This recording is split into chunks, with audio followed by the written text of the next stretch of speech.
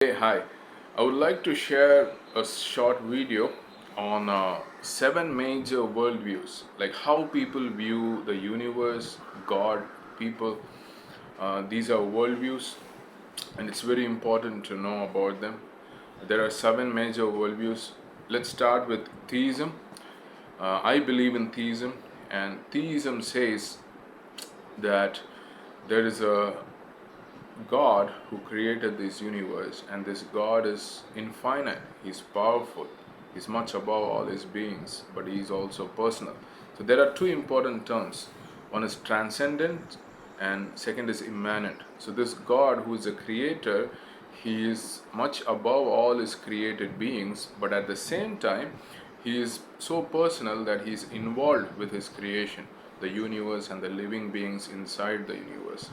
So theism says that there is a universe which is created by God, and this God is transcendent, higher than all his created beings, but also at the same time immanent, who is personal.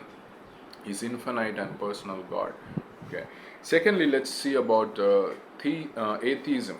Atheism says that only universe exists. There is no God. There is no creator. No one created the universe. Universe exists, and the universe is self-sustaining. All living things or non-living things are part of the universe, and it just happened by itself. There is no God involved in it. Okay. And thirdly, we can see pantheism. In pantheism, it is God is the universe and universe is God. Everything in the universe is and part of God. And so God and universe are not separate, they are one. That's the view, that's the worldview of a pantheist, or this is pantheism. Fourthly, we can say panentheism. So in panentheism, it says the God and the universe is like a mind and a body. So basically, it says universe is God's body, but God resides with the universe. God relates with the universe as mind. So God is the mind, and he functions through the universe. He uses the universe as a body. That is the thought of a, that is the worldview of a panentheist, panentheism. And it also says that God is always changing. God is dynamic and He always changing. And so it also, this is panentheism, also known as process theology. Yeah. And there is deism. So deism is close to theism. It does acknowledge that God exists, God created the world. But remember, we talked about two terms, transcendence and immanence, with respect to theism. So in deism, it says God is so high, it approves, it acknowledges the transcendence of God. God is high, mighty, that above all His creations. But he says, it also says that God is not immanent. Like deism believes that God is not personal. He created this universe. He's powerful. But He created the universe, and he left it alone by itself. He's not personally involved with it. The universe is like kind of separate, distant away from God. But this God created the universe, and this God is powerful, and He's above all His created beings. So no, so deism does not believe in the immanence or the person, that God is personal with us, or with His creation. And there is finite Godism. So finite Godism, also one more point, deism does not believe in miracles. It doesn't believe in the supernatural things, something beyond the natural thing happening. Deism doesn't believe it.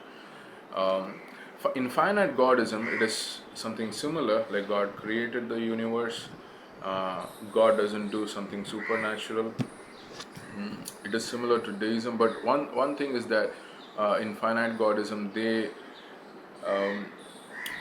this worldview thinks or believes that God is limited in His power, knowledge, and work. The God is limited. God is not infinite, God is finite. God does not have infinite wisdom or power or knowledge, but God has limited power, wisdom, and knowledge. One of the reason people believe in this worldview is that they see evil and suffering in the world. They think that God doesn't have enough power to overcome this evil and suffering in the world. So they think that God has limited power, limited knowledge and wisdom. Lastly, let us see polytheism. Polytheism, it basically says about uh, many gods. They believe in many finite gods. So these gods, uh, people believe that these gods have their own domain or their own different function.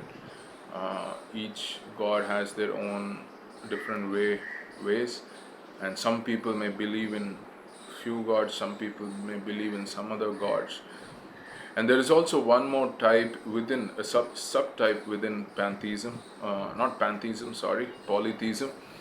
We have henotheism, where in these multiple finite gods, there is one god who's like ruling or directing above all these gods. So there is one god, one god, and he's heading many other finite gods. That's henotheism. And in polytheism, we see like there are plurality of gods.